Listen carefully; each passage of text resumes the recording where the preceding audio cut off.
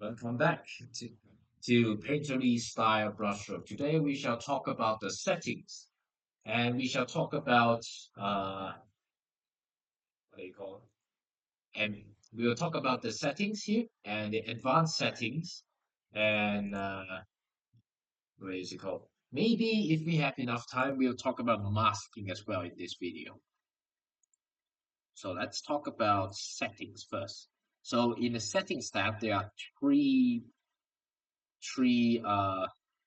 stuff: deforming surface, animated strokes, and show visibility. So let's play around with show visibility here.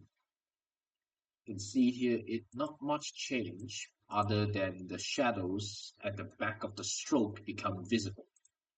This is a really resource intensive process for animated and deformed objects. So it is best if you don't use shadow visibility for a animated objects unless it is required for it to have shadows, then you feel free to do so, but it takes a really intensive computing power, so take it with a grain of salt. Animated strokes is, as you can see, like the brushstroke occasionally moves on its own. the john cena's the border of John Cena slowly fading about. That is basically animated strokes. I think here in this section, and deforming surface is where you use, let me go to another Blender file, splash screen, Alembic file. Let's save this. Let's save this first. Let me save it in downloads. Okay, so save Blender file. Let me go to Alembic file. So how deforming surface works is that if your object, your mesh itself, okay, for example here, we hide all the layers. If your mesh has animation on it, okay, this is taking a while. If your mesh has animations on it, the brushstroke will not follow the animated mesh unless you toggle on the deforming surface setting and make sure that it advanced. You also click on deforming surfaces, then it will follow. Okay, this is taking too long. Hold on. There's another alternative for this. Come on. Okay, let me go to the video. Italy basic animatic attempts. There we go. So for objects that are deforming, such as this one, if you toggle on the animated, no, deforming, what is it called again? God damn, I keep forgetting what it's called. Uh, where is it? Deforming surface, yes, deforming surface. Then the stroke will follow along the mesh itself, unless if your animated mesh is stationary, such as this one. Where is it called? Where is it? Where is it? There we go. No, not that. There we go. If your objects are stationary animated, then it is okay for you to not use deform surface. You can see that there are certain aspects of the brushstrokes moving across the surface of the animated deformable mesh.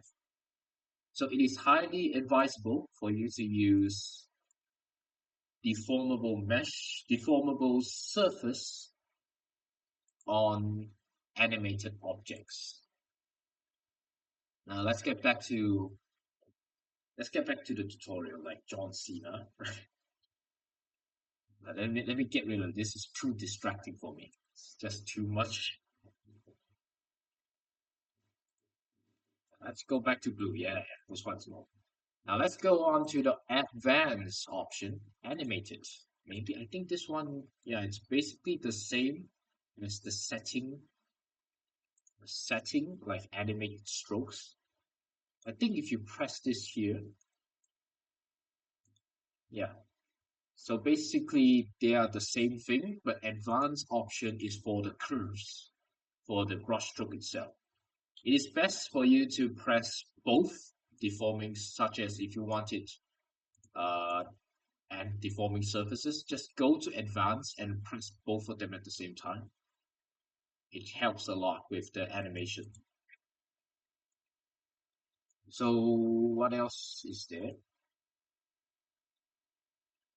Yeah, play around with the advanced settings because most of the stuff are new. The render setup is allows you to have render passes, which is basically render layers in Maya, but for Brushstroke 2 itself.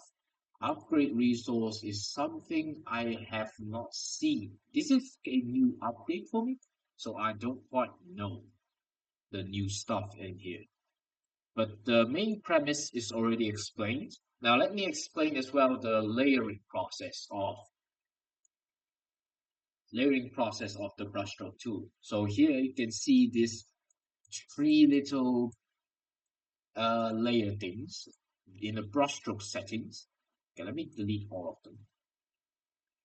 You can create new layers by either pressing fill or draw. You can duplicate layers. Okay, let me make something here.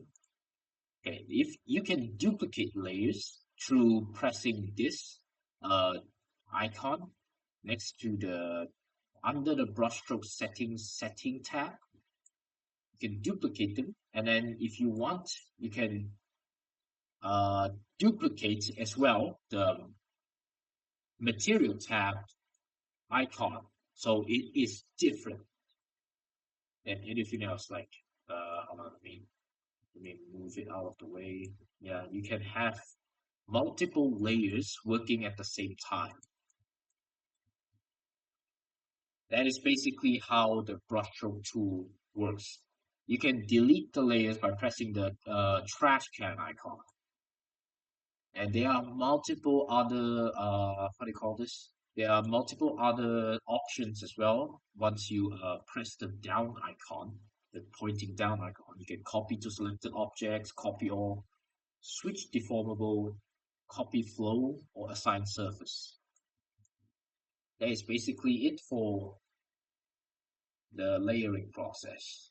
Do I have time for how long is this?